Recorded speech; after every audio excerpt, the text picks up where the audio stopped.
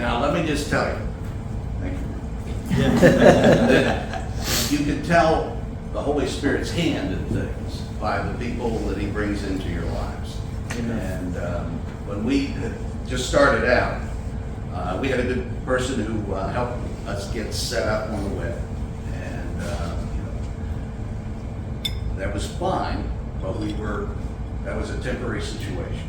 Now, you saw me at the check-in table, incapable of even scrolling down the screen. So we needed a tech person. Now, I had never met Russ, and but to me, it was the hand of the Holy Spirit that brought Russ into our midst. 100%. And he is the one behind the website. He is the one behind all of our technology. He's the one behind membership. And, we would not be here without Russ. Now, there are others I could say that about, Tony and Jamil, of course, but this is Russ Whited. And that's why I'm so delighted to have this opportunity to introduce him, because he is a Catholic gentleman who has been married for 42 years to his lovely wife, Mary. And together they have 3 children, 6 grandchildren, and 13 great-grandchildren. Oh my goodness. You already know it, but that is an amazing thing. He also knows their names. I mean, he keeps track. Born in Columbus, Ohio, he was a veteran of the United States Navy, a submariner, and he came to Charleston in 1981. He's a realtor, been a realtor for 42 years, and has been a member of the Charleston and Trident Realtors Association, served on the governance boards of those.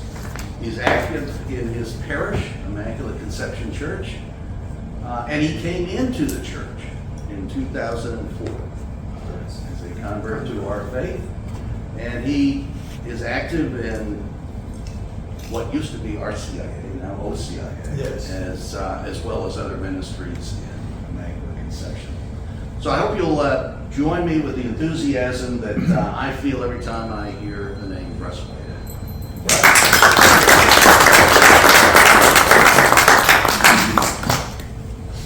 Thank you, Frank. You've got a wonderful memory. You don't need to know how to run the computer. I thought I would take just a couple of minutes to share with you all our website, since we've spent some time on it. I don't think everybody knows all the features that it can do for you. So if you'll give me a moment, I'll show you. Let me use to there it is. You can check in under membership, and you scroll down. Come on.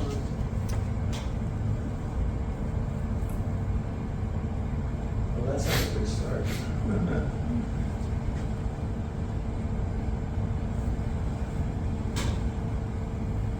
I just need a better service. Let's do it this way. Okay, there is a logo on that page in the middle of the page that you can sign into. But at the bottom of every page in the website is the sign-in that you can go in and check what you have going on in your profile.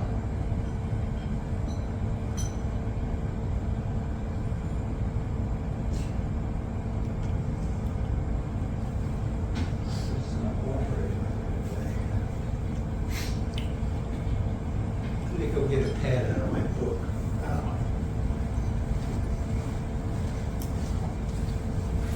Frank, you want to take over?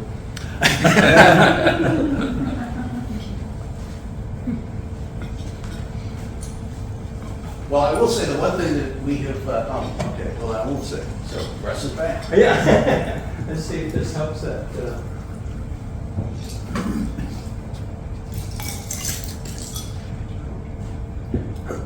Computers are supposed to make our lives easier. Yes.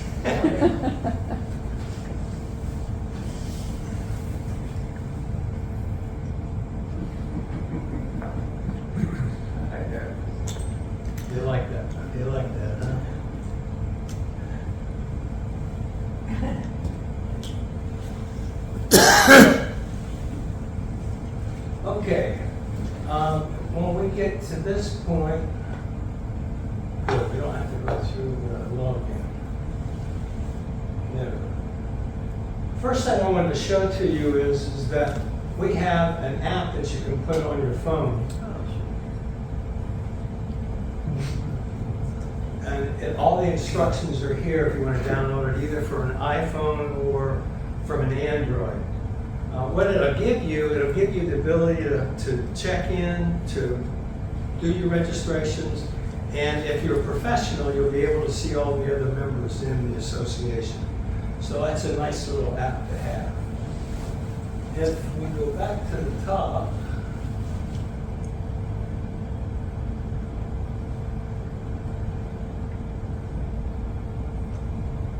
let me take you to the calendar. This is something that we've been working on. We have a Low Country Catholic calendar that is for all other associations, organizations that are out there. If you want to put your event on our site, you just hit the suggest event button here and send it in, and then we can schedule it for you with the time and the dates. So that will be another way to get it out. And we'd like to use this and have this to be one of our centerpieces that people would go to. Go to membership.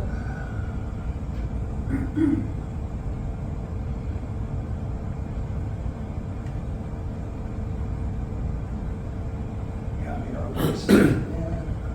Okay. So if I go to, before I signed in, you would not see these two pages here. But if you, once you sign in, you're able to go to the directory and you'll see all of the people that are members of the Carolina Catholics. Okay. And then one more thing I wanted to show you was the business page. If you're a professional and a member, then on the business page, we have contacts. You can just, you can either call them, the phone numbers, without going into the directory, or if you hit that link, say Dan Doyle, hit that link, an email will pop up and you can send them an email. So it's a quick way to communicate. Yes. And one more thing I wanted to show you is at the bottom, this search string right here. I always remember as Deacon Jerry, not Rimkowitz, I can't even spell Rimkowitz, I don't think. But if you wanted to search for his talk that he gave, you could just put his name in that search box and hit return, and it'll come up and it'll give you his talk, which I believe was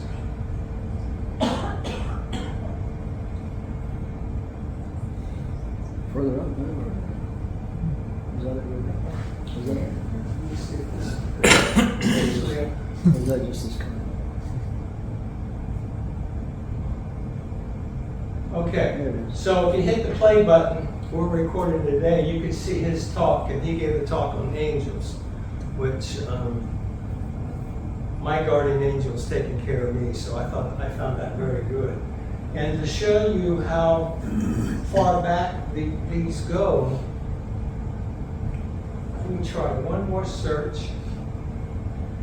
In the beginning, I think it was over 5 years ago, Fred McKay gave a talk, and we've still got, his talk is still up here. There it is. So if you ever want to go back and look at one of your talks or one of somebody else's talks, it's already stored on the site to give you what it is. So the other thing that this whole system does is that not only does it give us a website, but when you check in, it has all your invoices and events that you've signed up for under your profile. So I encourage you to go in, sign in, go to your profile. You're probably going to change your password depending upon whether you've been on or not. Go to change your password, and then you can get into it, get into the directory and all these behind the scenes sites. So, sorry for the issues I was having up here, but the site's really dynamic, and I encourage you to go on there and fill out your profile. Let's talk about submarines. I've been telling submarine stories is when we get together with the guys so long that they kept telling me, well, you should talk about submarines. So here we go. As you know, that the Hunley here in Charleston was the first submarine. They don't know what caused it to sink. It's a buoyancy problem. Submarines are great going down, but you got to be able to bring them back up. And with the when they stuck the harpoon into the wooden ship and backed up, they're not sure whether the explosion caused the leak or whether it caused a backwash of water filling up the sub to sink it. So that still is an issue today with submarines. When you go down, you still got to come back up. And then we're going to talk about a couple ways that will do that. The first Navy submarine was on April the 11th, 1900. It was called the Holland. And that started the submarine force. So this April, we're going to be celebrating 126 years of the submarine force. I want to tell you, in the Navy, there's only two kinds of ships. And you're going to say, well, what do you mean by that? If you're talking to a submariner, there are either submarines or targets. There's no other ships. They'll try to convince you otherwise. That's not true. What do you got to do to be in the submarine force? Out of boot camp, I went to A school and then went right into submarine school. And you'll see I put out the flyers on your table, some of the things that we're going to talk about. This first picture is the ascent tower that we have in New London, Connecticut. And you'll see on here that there's two obvious attachments to the tower, and then there's one at the bottom. This tower is 100 foot tall, and that's a 10-foot cupola on top of it, once you ascend. The idea was that when you go into these compartments on the side, that you would equalize pressure, and then you would practice what they call blow and go to get to the surface. To be able to open the door into the column of water, it has to be equal pressure. So if you're at 50 foot, it's 2 foot for 1 pound PSI. So it's 25 pounds plus atmospheric. You're at 39 pounds, 40 pounds of pressure that you got to equalize before you can even open that door to step out in the water. Then when you're out there, they have this little, I don't even know if it was 12 inch by 12 inch, but you have to step out one at a time, and it's very crowded when you're in there. We even had to hold one guy in my class up because he was so small that when they flooded the tank, it was over his head, so we had to hold him up until it was his turn to go out into the tower. Oh my. So when you step outside into this column, they're very safety conscious, and they have lanyards attached to you so that there's actually divers in the tank, that when you're ascending, the divers will pass you off from one to the other one. And the reason that is that you're breathing this pressurized air. You've got to get it out before you reach the surface because it'll expand. And if you don't get it all out, it could even burst your lungs. So what you do is you go ho, ho, ho all the way up through the column of water, and the divers, if they don't think that you've expelled enough air, they'll grab the lanyard and hold you down. So they won't let you come to the top. And then they'll just say, point to me, they pointed to the mouth and said, breathe. And I said, I don't have any more air. Well, he punched me in the gut and more air came out. So you'd be surprised how you can be fooled by the pressure of air that you've got to expel before you can come up to the surface. But Russ, you're in the guys are going into the skinny part, right? Yeah, Or is it no, the big round. Okay, part. that's what I thought. At first, The when I skinny thought part's an back. elevator. Okay, gotcha.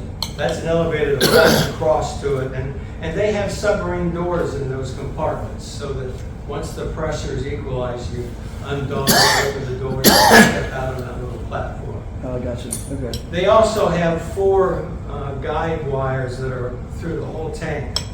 That's a 100-foot tank, so all the way down they have guide wires that the divers hang on to help them stay stationary, so they can pass that lanyard back and forth. So they make it as easy as possible, and you think you're the only one in there, but there's 5 or 6 other guys in there with you, making sure that you do it right. Okay, so all you have to do is to pass this test, you have to make an ascent, you have to undergo a pressure test.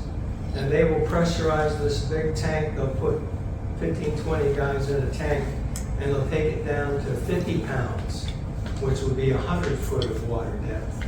And you've got to be able to equalize.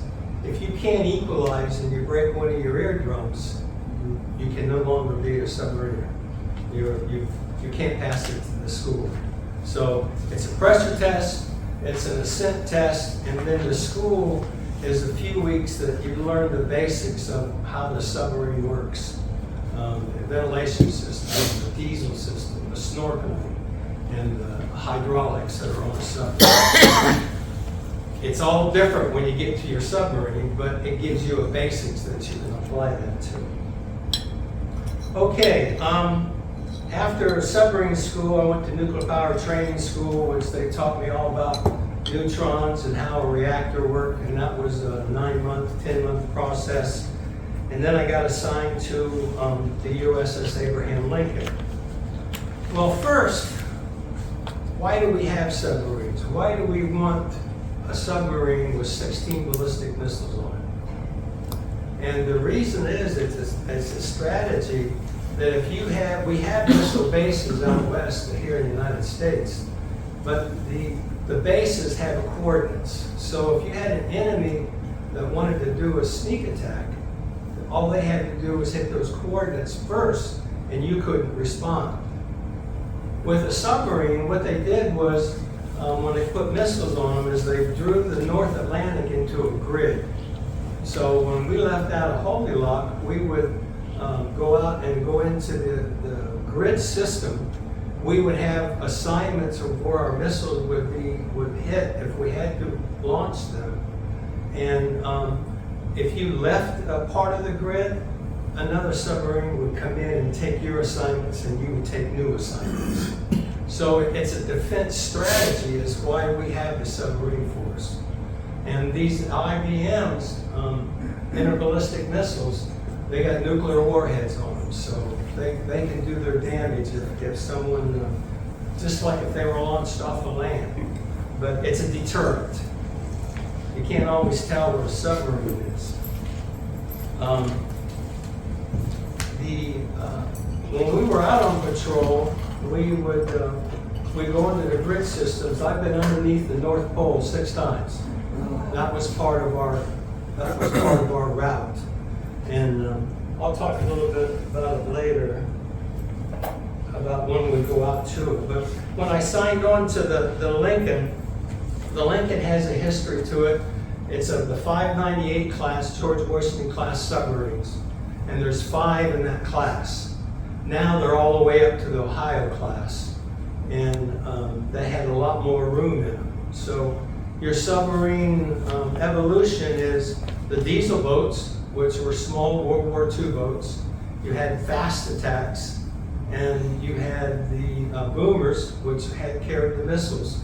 And now you've got different classes of boomers. The Ohio class is the one I'm most familiar with recently, and they have a lot more room. You could play basketball in the engine room on those things, where on my sub it wasn't that much room. But in fact, on the George Washington, it was the first missile boat submarine, and they actually cut the keel in 2 to make room for the missile compartment. Missile compartments where all 16 missiles were. So that was quite unique to be able to pull that off. All right, we already talked about the grids, reported on board. So we had two bases. The stateside base was in New London, Connecticut, and that's where we would spend our off time. And when we went over to get ready for patrol, we would go to Holy Loch, Scotland, and we had a blue and gold crew for every, what they call boomer, every fleet ballistic missile submarine. So the gold crew, I was on the gold crew, the blue crew would come in and they would have a list of maintenance items that they would have to take care of. The gold crew, before we assumed the watch, take over the boat, before we assumed that, we had to find out what troubles they had and what maintenance was needed. That was a 30-day process. So once that changeover happened, then they would fly back to the States, back to New London, and then we would man the boat and go on our patrol.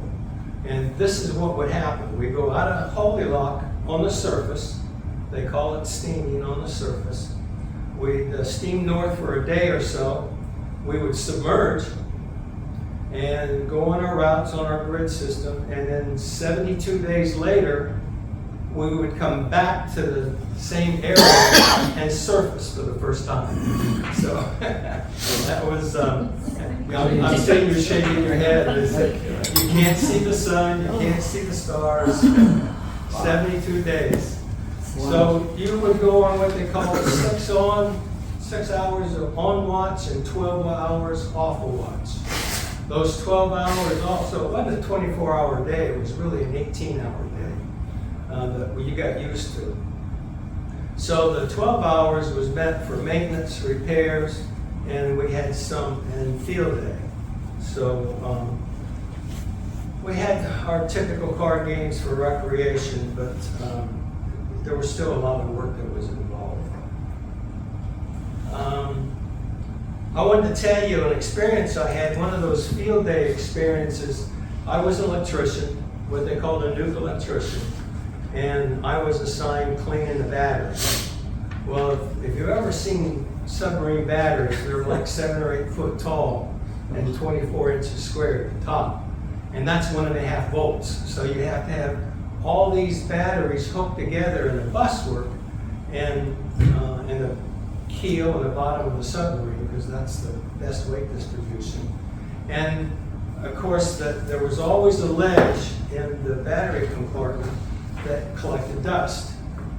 You had to reach up and make sure that there was no dust, there was no contamination, or anything could fall in between the buswork when you were doing your maneuvers.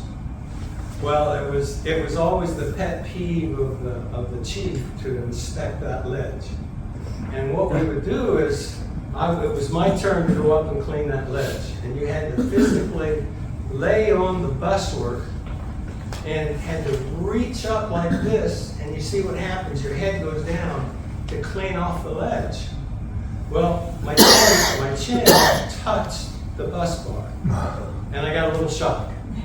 So I jerked my head up, and I hit the top of the deck up here. Then I went back down and got shocked, and I went back up. And you have the buddy system when you're in the battery well, and when he was laughing so hard at me, he wasn't any help. I had to pull myself off by myself, and because they have phenolic panels there that you can lay on, and that will be an insulator. So that was an interesting story, and that's the first thing I thought of, Deacon Jerry, when you talked about your guardian angel, because I knew he was with me there, pulling me off that bus work. Let's talk about the Thresher and the Scorpion. I'm sure you've heard of those submarines. Those were fast attack submarines. The Thresher went down in 1963, April of 1963. It had just come out of the yards and it was doing a shakedown test. And I've got the information there in the flyer about the Thresher and the Scorpion. But the consensus is that something sprung a leak, a pipe sprung a leak, whether it was tightened down improperly the gasket failed or whatever, and they could not recover from that leak, putting all that water inside. And again, it goes back to buoyancy. If you've got all that open area and you fill it with water, now you're very, very heavy. So that one is, they found it and they're pretty sure that that's what happened to it, but it's still on the bottom. I checked aboard the Abraham Lincoln in January of 1967. And in 68, that's when the Scorpion, May of 68, was, it had a problem, and they had many theories of what sank it. Now these were fast attacks, remember, they didn't have any missiles on them, they had a reactor, which was enough problems, but they think they thought it was a pipe, they thought it was a torpedo that went live in the valve compartment, but they really have a consensus that the Russians were playing tag with us, and they bumped it and sent it to the bottom. Of course, you can't prove it, but that's what they think happened. They found the Scorpion.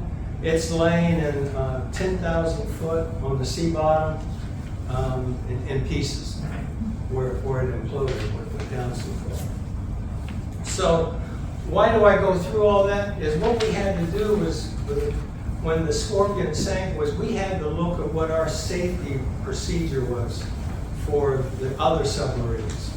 Now the Abraham Lincoln, what I was on, had sailplanes. That's the part you always seen sticking above on the water. You have stern planes and you have a rudder.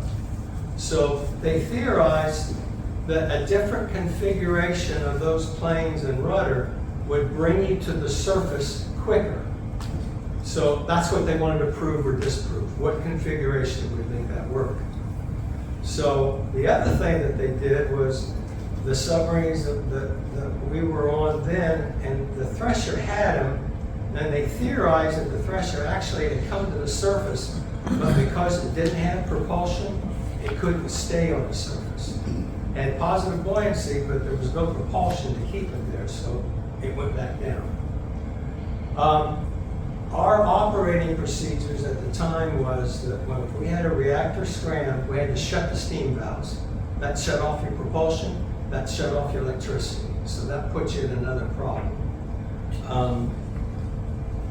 Then they had the emergency blow system. And up in the control tower, up in this sail, that they had two valves that they could pull quickly, quick release. And what it would do is dump high pressure air into the ballast tank, forcing all the water out of the ballast tank, and that would give you your positive buoyancy to bring you back to the top. Well, what they didn't think of was the opening from the pressure lines into the ballast tank weren't big enough. And if you release high pressure air, it tends to freeze. And when they found, I guess they found it on the Scorpion, when they found that, the valves were half covered with ice. That's what happens when you release the high pressure air. So they made all these changes. No longer were we going to shut the steam valves. We were going to draw every bit of power and steam off of the reactor.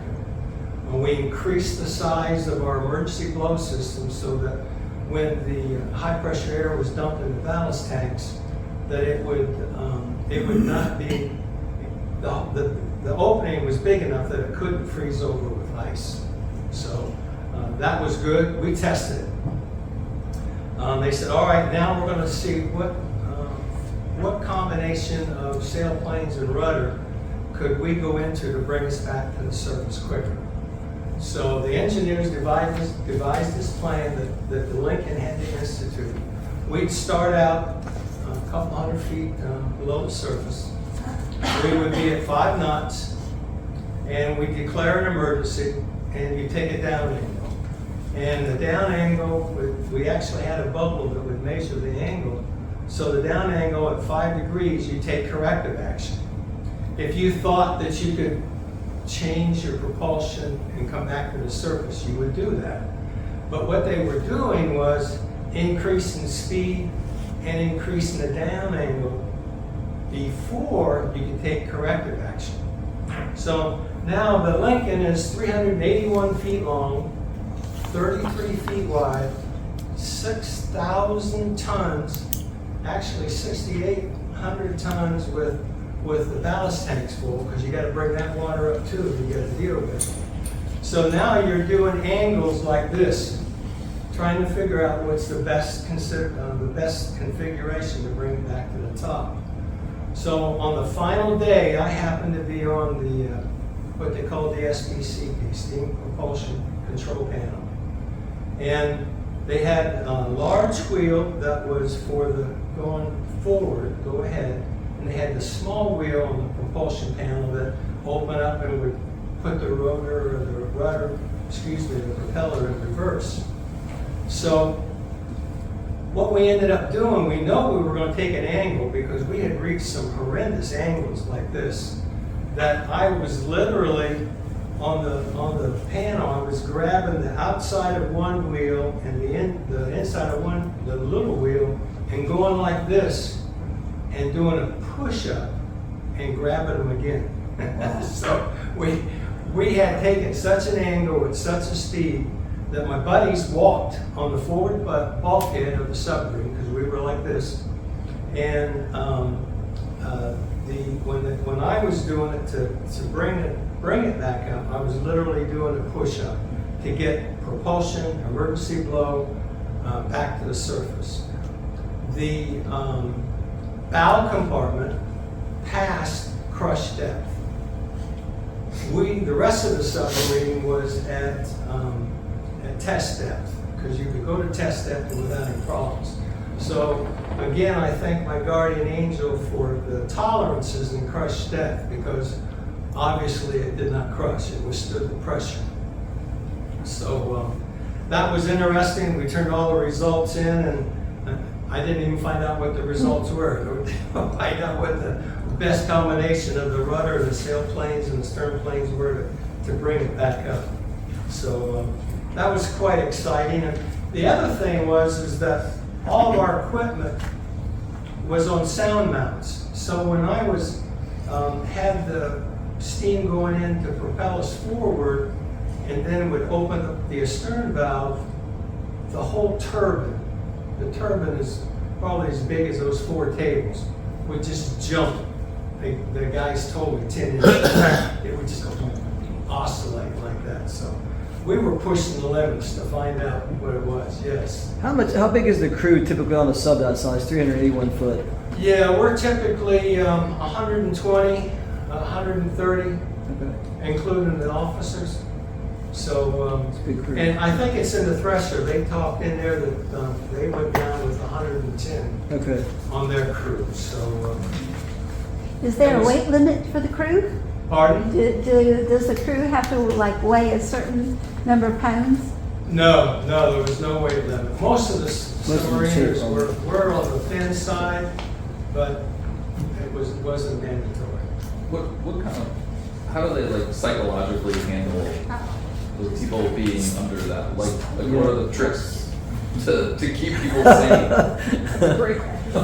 That's an excellent question. That's a great because question. I was going to ask the same thing. It's funny you ask, is that they were worried about that psychologically. If you're underwater that long, what's going to be the effect? How are you going to interact?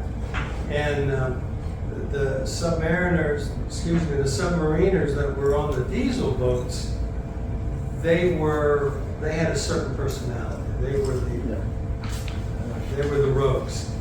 And so when they started interviewing them and the new people coming in, the submariners would play games with the psychiatrists.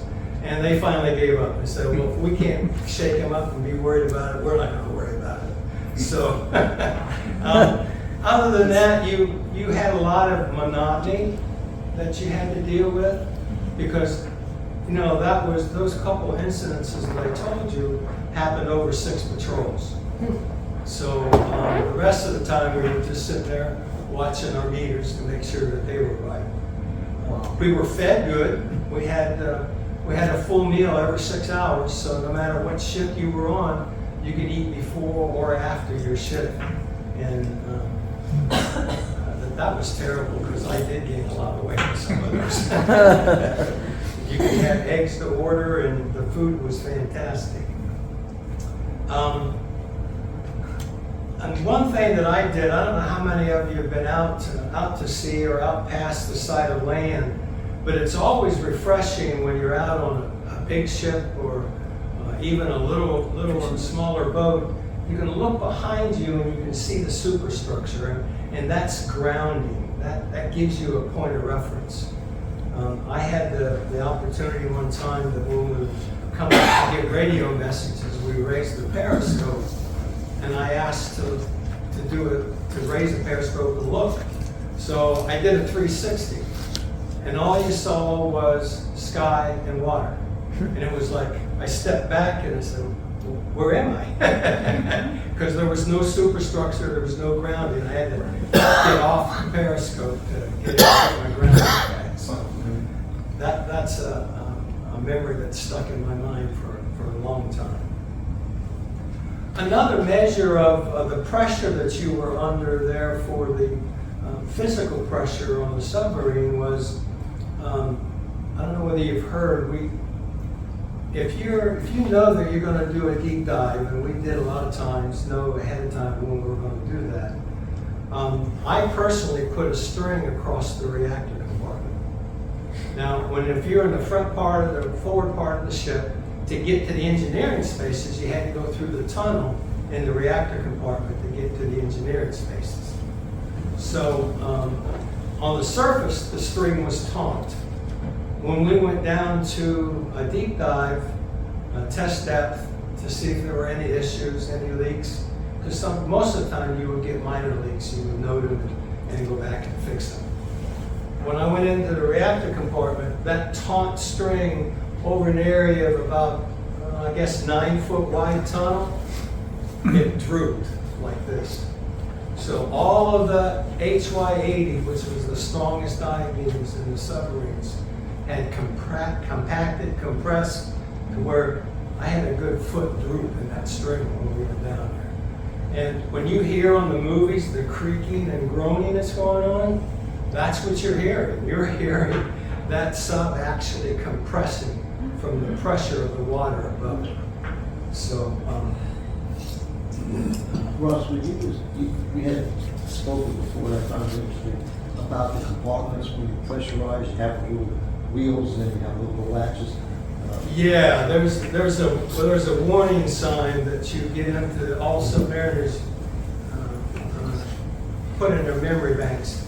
If you walk up to a hatch and it's whistling, you back up immediately, because you've seen on the movies where they spin the handle on it, and that's dogging the hatch down. So that's got as much integrity as the hull does.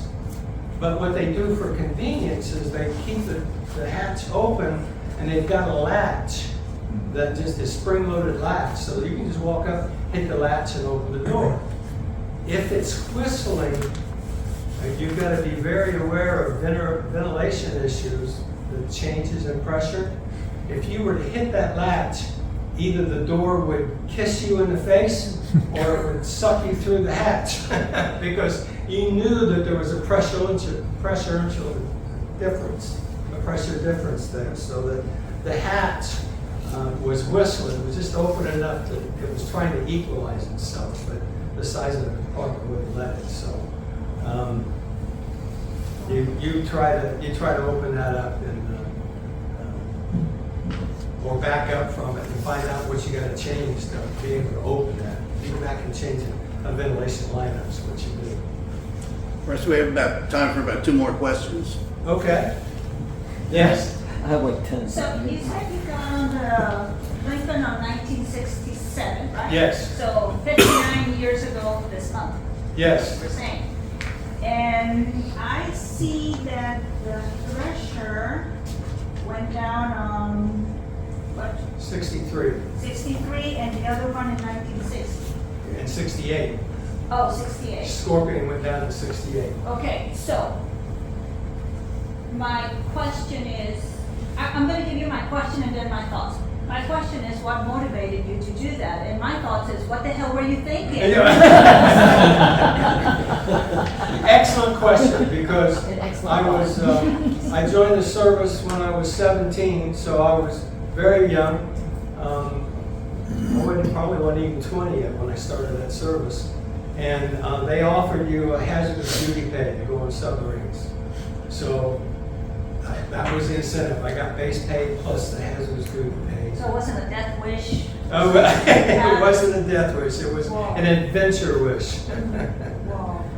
One more thing I'd like to wrap it up with is if you ever go to the Arizona Memorial in Hawaii, I went there several years ago, and I was surprised to find out there's a submarine museum off to the right of the Arizona Memorial.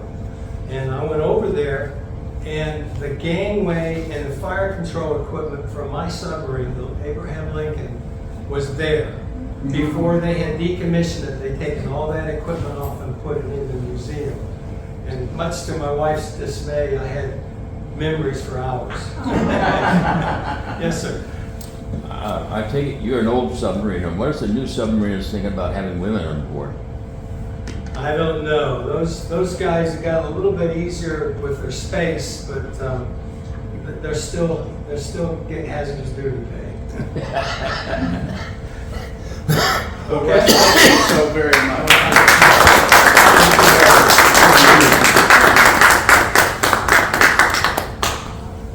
They do offer, as I know just from the experience of my son and his colleagues, one of his best buddies for the Naval Academy is a submariner.